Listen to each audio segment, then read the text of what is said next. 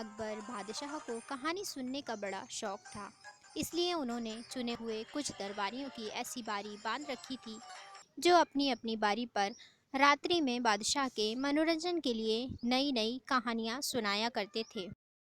एक दिन बीरबल की बारी आई। यथा समय कहानी शुरू हुई, बादशाह हुंकारी भरने लगे। इस प्रकार बीरबल को कहानी कहने में बड़ी तकलीफ होती थी। कारण था, बादशाह अकबर बड़ी से बड़ी कहानी सुनना चाहते थे। जब बीरबल एक संपूर्ण वाक्य कह जाते, तब बादशाह केवल और कहकर ही छुट्टी पा लेते। छोटी मोटी कहानियों से बादशाह अकबर को संतोष नहीं होता था। वे हमेशा बड़ी से बड़ी कहानियां सुनना चाहते थे।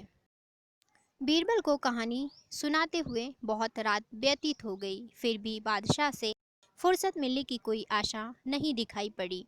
वे झल्ला उठे और अपने मन में उन्होंने सोचा, जो कुछ भी हो, सारा परिश्रम वह मेरा ही है। बादशाह तो केवल एक शब्द कहकर फुर्सत पा लेते हैं, इसलिए अब कोई ऐसी तरकीब सोचनी चाहिए जिससे बादशाह भी झल्ला उठे। उसने अपनी प्रखर बुद्धि के कारण तुरंत एक ऐसी ही तरकीब ढूंढ निकाली और उसी के अनुसार दूसरी कहानी शुरू की। एक धनिक किसान ने अपने अन्न को सुरक्षित रखने के लिए एक कोठरी बनवा रखी थी। उसमें अनाज भरकर उसके मुंह पर ढक्कन रखकर उसे भलीभांति बंद कर दिया। यहाँ तक कि उसमें हवा आने जाने तक की जगह भी नहीं छूटी थी। विधाता का विधान कठिन होता है, लेकिन उस कोठरी में एक छोटा सा छिद्र छूट गया था, जिसके द्वारा एक छोटी चिड़िया उस कोठरी में घुस गई और एक दाना अपनी चोंच में लेकर बाहर निकल आई और फुर उड़ गई। फिर दूसरी चिड़िया घुसी और अपना भाग लेकर फुर उड़ गई।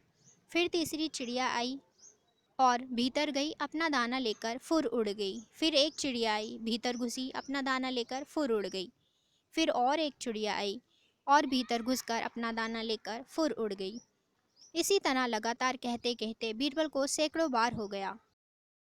जब बादशाह और कहता कहता थक गया तो झुंझलाकर बीरबल से बोला, यह तो मैं सुन चुका, अब आगे क्या हुआ सो कहो। बीरबल ने गंभीरता से उत्तर दिया, पृथ्वीनाथ, दाने के लोभ से वहां पर चिड़ियों का जमघट लग गया।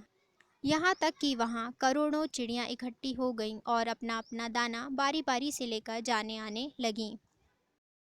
अभी तो 150 ही की बारी आई है। जब सब चिड़ियों का पेट भर जाएगा तो कहानी आगे चलेगी। क्या अभी खत्म हुआ जाता है? ये कहानी अभी खत्म ना होगी, इसमें वर्षों का समय लगेगा। अकबर बोले, मैं ऐसी कहानी से भर पाया, अब इसे यहीं बंद करो। बीरबल को अवकाश मिल गया। वह मन ही मन बहुत खुश हुआ और वहाँ से चला गया।